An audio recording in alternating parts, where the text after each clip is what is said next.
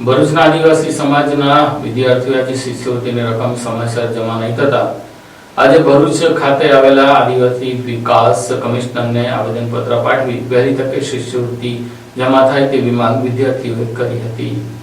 ભરૂચમાં આદિવાસી સમાજના વિદ્યાર્થીઓએ અગ્રણીઓ સાથે મળીને આદિજાતિ વિકાસ કમિશનરને આવેદનપત્ર પાઠવી શિષ્યવૃત્તિની રકમ જમા ન થવા અંગે રજૂઆત કરી હતી। વિદ્યાર્થીઓએ જણાવ્યું હતું કે વર્ષ 2025-26 માટે ડિજિટલ ગુજરાત પોર્ટલ પર ઓનલાઈન અરજીઓ ભર્યા બાદ કોલેજ અને જિલ્લા કક્ષાએ તે મંજૂર થઈ ગઈ છે, તેમ છતાં પોર્ટલ પર અરજીનું સ્ટેટસ હજુ પણ પેન્ડિંગ અથવા અંડર પ્રોસેસ દર્શાવાઈ રહ્યું છે અને શિષ્યવૃત્તિની રકમ જમા થઈ નથી। વિદ્યાર્થીઓના જણાવ્યા મુજબ આર્થિક સ્થિતિ નબળી હોવાના કારણે ઘણા વિદ્યાર્થીઓએ કોલેજની ફી ભરવા માટે લોન અથવા ઉછીના પૈસાની વ્યવસ્થા કરવી પડી છે, જેના કારણે તેઓ મુશ્કેલીનો સામનો કરી રહ્યા છે। આવેદનમાં વિદ્યાર્થીઓએ વહેલી તકે શિષ્યવૃત્તિની રકમ જમા કરવામાં આવે તેમજ જો કોઈ ટેકનિકલ સમસ્યા હોય તો તેનું નિરાકરણ લાવવા માટે વિશેષ કેમ્પનું આયોજન કરવામાં આવે તેવી માંગ કરી છે। મારું નામ કલ્પેશ વસાવા છે।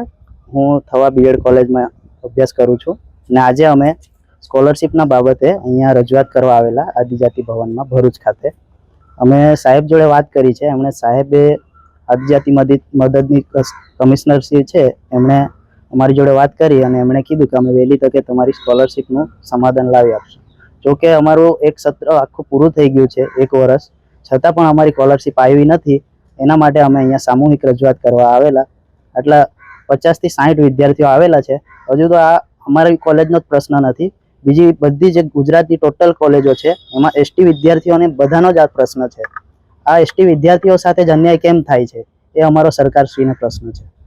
નમસ્કાર, આજ રોજ હું ધનરાજ વસાવા અહીં મારી સાથે થવા કોલેજના બીએડના સ્ટુડન્ટ્સો અહીં આવ્યા છે આદિજાતિ વિકાસ કમિશનરની કચેરી ખાતે। આજે એમનો મૂળ પ્રશ્ન એ છે કે છેલ્લા 1 વર્ષથી એમણે જે શિષ્યવૃત્તિ માટે એપ્લાય કરેલું હતું તેમ છતાં હજુ ગ્રાન્ટના અભાવે એમને એમની શિષ્યવૃત્તિ મળી નથી। આજે બીજું સેમિસ્ટર શરૂ થઈ ગયું છે ત્યારે બીજા સેમિસ્ટરની આપણે એક્ઝામ શિષ્યવૃત્તિના અભાવે એ લોકો ફીસ ભરી શકે એવું નથી અને આજે એ લોકો માનસિક ત્રાસથી હેરાન થઈ રહ્યા છે। આજે મારે આ સરકારને પૂછવું છે, આજે આ લોકોએ સ્થાનિક ધારાસભ્ય અને સાંસદ સભ્યને રજૂઆત કરી હોવા છતાં આજે આટલા સમયથી 1 વર્ષનો લાંબો ગાળો થઈ ગયો તેમ છતાં એમને શિષ્યવૃત્તિ મળી નથી।